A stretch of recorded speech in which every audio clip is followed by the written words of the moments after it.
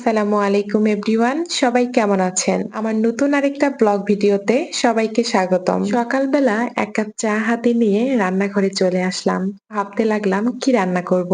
পরে মনে হলো ফ্রিজে কিছু কুশি রাখা আছে, এগুলো কিছুটা বড়ি দিয়ে রান্না করে নেই, তাহলে সকালবেলার খাবারটা বেশ দারুণ হবে। এই তো কুশি রান্না করার জন্য আমি আগের থেকে কুশিগুলো সুন্দর করে কেটে রেখেছি। এরপর পেঁয়াজ, রসুন, জিরা কুশিগুলো কিছুক্ষণ নেড়ে নেব।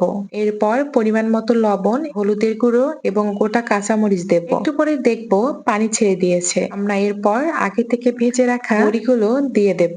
অনেকেই হয়তো এই ডালের বড়ি বা কুমড়োর যে বড়ি, এটা সব তরকারিতে খেয়ে থাকেন। আমরাও বেশ কিছু তরকারিতে খেয়ে থাকি, আমার বেশ ভালো লাগে। আপনারা চাইলে এটা বড়িটাও অনেকে স্কিপও করতে পারেন। এরপর সুন্দর মতো ঢাকনা দিয়ে 7 মিনিট তৈরি করলেই হয়ে যাবে বড়ি দিয়ে সুন্দর এই কচি গুলো। একদিকে রান্না করতেছি, আরেকদিকে সংসারের টুকিটাকি কাজগুলো সেরে নিচ্ছি। সকাল সকাল কাজগুলো যখন সেরে নেই, তখন দিনের অনেকটা আমাকে হালকা অনুভব করায়। কারণ প্রথমে যখন কাজগুলো শেষ করে নেব, দেখবেন দিনের শেষে অনেকখানি সময় নিজের জন্য থাকে। এরপর রান্নাঘর থেকে বেরিয়ে নিজের রুমে আসলাম, রুমটা পরিষ্কার করলাম, কারণ সকালে ঘুম থেকে উঠেই বেডটা আর ঠিক করা হয়নি, তাড়াহুড়ো করে রান্নার রুমে যাওয়া লাগে। এরপর ঘর ঝাড়ু দেওয়া শেষ হলে গোসলে যাব। অলরেডি জোহরের আজান দিয়ে দিয়েছে। কিছু কাপড় ছিল, এগুলো সুন্দর মতো ধুয়ে নামাজ শেষ করে দুপুরে খেতে বসলাম। দেখতেই পাচ্ছেন বড়িগুলো এত সুন্দর নরম হয়েছে, খাবারটা বেশ মজা হয়েছে। এরপর সুন্দর একটা ঘুম দিয়েছি, কারণ আমাদের খুলনাতে বেশ বৃষ্টি হচ্ছিল।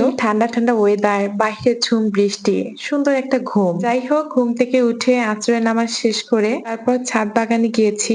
আমার শখের গাছগুলোকে রেগুলার পানি দেই এই বিকেল টাইমে। ছাদ থেকে এসে লুচি তৈরি করলাম, দুধ চা করা একটা লিকার দিয়ে। আমি প্রায় সময় বিকেল বেলা খাই, কারণ ঘুম থেকে উঠলে অনেক সময় মাথা ঝিমঝিম করে। দেখবেন এই চাটা খেলে বেশ ভালো লাগে। অলরেডি লুচির ভিডিও আপনাদের সাথে রিলস এর মাধ্যমে শেয়ার করেছি, হয়তো অনেকেই দেখেছেন। তারপর একবারই সন্ধ্যার দিকে বাইরে গেছিলাম একটু সামান্য কাজে। কাজ শেষ করে বাসায় আসার সময় আমার বাসার গলিতেই এই মামা সবসময় ঝালমুড়ি বিক্রি করে। তার ঝালমুড়ি বেশ মজার, আমি প্রায় ঝালমুড়ি ওনার কাছ থেকে নেই। যাই হোক, বাসায় এসে এরপর ঈশান নামাজ শেষ করে রাতের খাওয়া দাওয়া এখনো হয়নি। রাতের খাওয়া দাওয়া খেতে খেতে আমাদের অলরেডি 10:30 11টা বেজে যায়। আমার হাজবেন্ডের আজকে আবদার, সে নাকি আমার হাতের চিতই পিঠা খাবে। হয়তো অনেক এলাকাতে এটা চিতই পিঠা নামেও বলে, তবে জানি না, আমাদের এইদিকে এটা চিতই পিঠাই বলে। এরপর খাওয়া দাওয়া শেষ করে ঘুমিয়ে পড়বো, কারণ আজকে দিনটা বেশ প্যারাময় গেছে। সারাটা দিন বাহিরে ছিলাম, অনেক ব্যস্ত ছিলাম। যাই হোক, ভিডিওটা কেমন লাগলো